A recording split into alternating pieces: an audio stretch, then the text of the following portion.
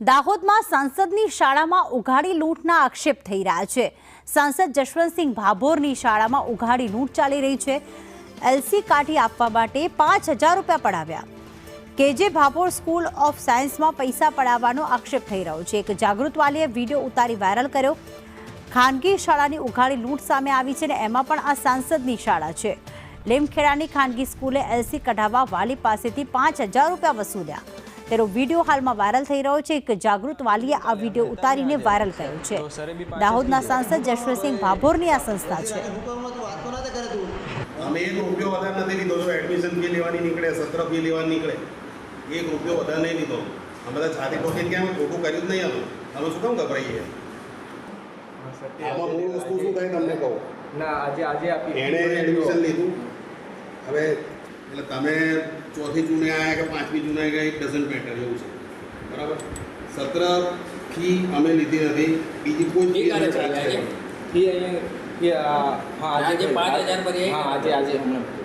શું કહ્યું? એ તો પેલી સ્કૂલ વાળો જ ભર દેશે, અમારે કહેવાની જરૂર જ નથી। ફી લીધી છે તો તમે આટલું નોર્મલ નોલેજ વિદ્યાર્થીને આપવું કોઈ મોટું જોખમ નથી। જો મારી વાત સાંભળો, તમને શું તકલીફ છે મને એમ કહો સાહેબ। 5000 પૂરી 5000 કાલ તમે પહેલા એડમિશન એવું કાલે પહેલાં લઈને ગયા, એમને જોડે 5000 લીધી। એમને એલસી તો આપી દીધી ને કાલે, અમે હતા જ ને હાજર, તો સરે બી 5 જ કીધું। એવું નથી તમે, એવું નથી હા વાત સાચી છે, તમે કે આપી દીધી ના, પણ તમે એવું કહો કે પૂરી ફી આપો તો પૂરી આપી દીધી।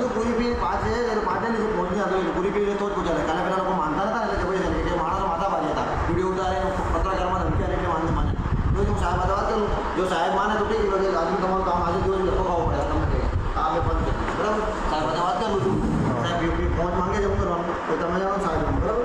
5000 પૂરી 5000 કાલ। ત્યારે આ વિદ્યાર્થીના કાકા તુફાન દાહમાં અમારી સાથે ફોન લાઈન પર જોડાઈ ગયા છે। નમસ્કાર, સ્વાગત છે આપનું। લાગે છે કે ફોન ડિસ્કનેક્ટ થઈ ગયો છે, પરંતુ ફરી પ્રયાસ કરીશું તેમને સંપર્ક કરવાનો। અહીંયા દેખાઈ રહી છે કે સ્કૂલ સંચાલકો એવું કહી રહ્યા છે કે આખરે 5000 તમારે આપવા જ પડશે જો એલસી લેવું હોય તો। પહેલાં અહીંયા એડમિશન લીધું હતું અને એડમિશન લીધા પછી અહીંયા છોકરાને ગમતું નથી અને ભણાવતું નથી સારું, એટલે ગમતું નથી, એટલે બીજી સ્કૂલમાં જવા માંગે છે। તો અહીંયા સ્કૂલમાં એલસી લેવા આવ્યા અમે, તો ત્યારે એમણે એવું કહ્યું કે ત્યાંથી પત્ર લખાવી લાવો, અમે એલસી આપી દઈશું।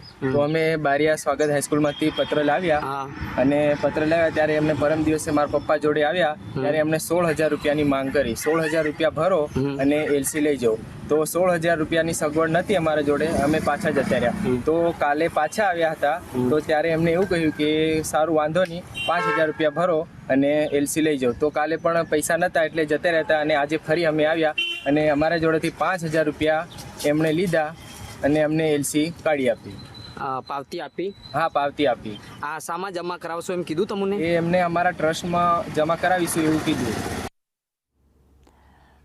તો જે વાલી છે તે કહી રહ્યા છે કે પહેલાં 16000ની માંગણી કરી અને પછી બીજા દિવસે એવું કહ્યું સારું 5000 ભરી દો। કોઈ પણ સ્કૂલમાંથી વિદ્યાર્થી જો તેને ફાવતું ન હોય કે અભ્યાસ સારું ન કરાતો હોય તો બીજી સ્કૂલમાં જઈ શકે છે, પરંતુ એલસીના કોઈ જ પૈસા નથી હોતા। આ એક આખી પ્રોસેસ હોય છે, પરંતુ અહીંયા તો ઉઘાડી લૂંટ ચલાવવામાં આવી રહી છે। રીસરના વાલીઓને એક સજા આપવામાં આવી રહી છે કે તમે અમારી સ્કૂલ છોડી રહ્યા છો તો તમારે આટલા પૈસા ભરવા જ પડશે। વિદ્યાર્થીના કાકા અમારી સાથે જોડાઈ ગયા છે તુફાન ધામા। સ્વાગત છે આપનું સંદેશ ન્યૂઝમાં।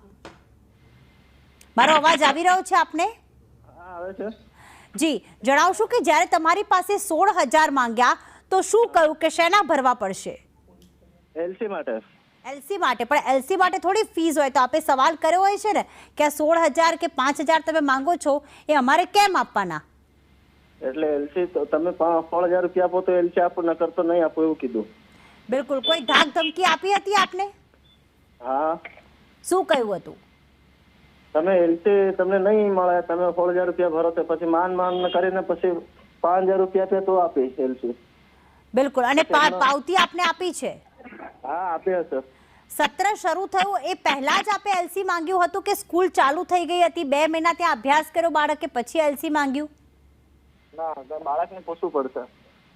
નહીં, જૂનમાં આપનું બાળક જે છે જૂન કે જુલાઈમાં અભ્યાસ કરવા એ સ્કૂલમાં ગયો હતો?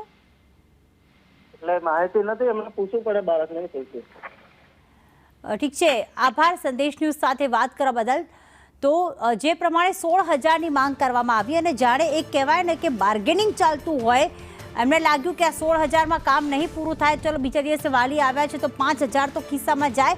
આ પ્રકારે ઉઘાડી લૂંટ ચલાવવામાં આવી રહી છે. આ સાંસદની શાળા છે કે જેણે બધા નિયમોનું પાલન કરવાનું હોય છે, પરંતુ અહીંયા તો નિયમોનો ઉલાળીઓ કરવામાં આવી રહ્યો છે.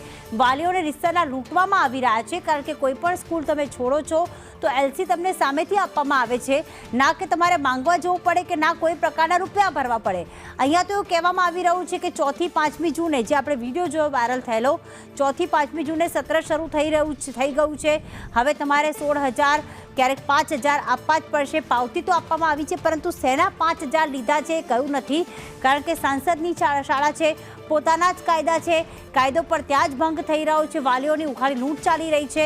અને બીજી વસ્તુ એ કે આ પ્રકારે તો એક કિસ્સો સામે આવ્યો છે.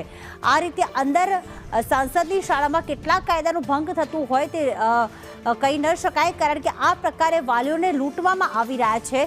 તેમની સ્કૂલ બદલવી તે તેમની મરજીની વાત છે. અહીંયા રીતસરથી દાદાગીરી કરવામાં આવી રહી છે. આ જ અંગે પ્રફુલ્લ પાનસેરિયા શિક્ષણ મંત્રીએ નિવેદન આપ્યું છે, જોઈએ તેમણે શું કહ્યું. તો કોઈ પણ શાળાની અંદર, દાહોદની ગુજરાતની કોઈ પણ શાળામાં લિવિંગ સર્ટિફિકેટ લેવા જાય ત્યારે એનો કોઈ ચાર્જ લેવામાં આવતો નથી. અગર લેતા હોય તો એ ઇલીગલી છે. આવું ક્યાંય પણ ક્ષેત્ર બને તો અમારા દરેક જિલ્લા શિક્ષણ અધિકારી સાથેનો સંપર્ક કરીને એને કમ્પ્લેન કરી શકે.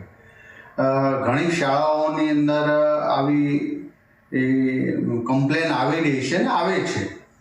તો આજે મને મીડિયા દ્વારા પણ આ જાણવા મળ્યું કે લિવિંગ સર્ટિફિકેટ કાઢવાના તો અગાઉની ફીસ બાકી હોય વગેરે હોય એ વાત જુદી છે, પણ લિવિંગ સર્ટિફિકેટના 1 રૂપિયો કોઈ શાળા માંગી શકે નહીં અને એને આપવાનો થતો નથી.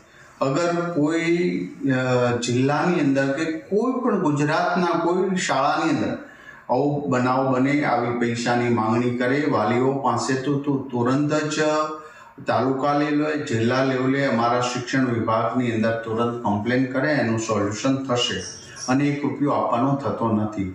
ઘણીવાર ટ્રસ્ટી મંડળને કે પેલું ખ્યાલ પણ ન હોય અને નીચેનો સ્ટાફ આવી ગેરવહીવટી અથવા તો ભૂલ કરતો હોય અથવા તો જાણી જોઈને કરતો હોય, જે તદ્દન જૂઠું છે. શિક્ષણ વિભાગની અંદર આવું નાણાકીય પૈસાની માંગણી કરીને આ એક વેપારીકરણ તરીકે જવું એ યોગ્ય નથી. માટે શિક્ષણ વિભાગ આ પણ બનાવ છે એનો અમે તપાસ કરીશું અને અન્ય કોઈ જગ્યાએ આવું બને તો ચોક્કસ પ્રકારે અમારા શિક્ષણ વિભાગની સાથે અથવા તો એમને કમ્પ્લેન કરે અમે એક્શન લેશું.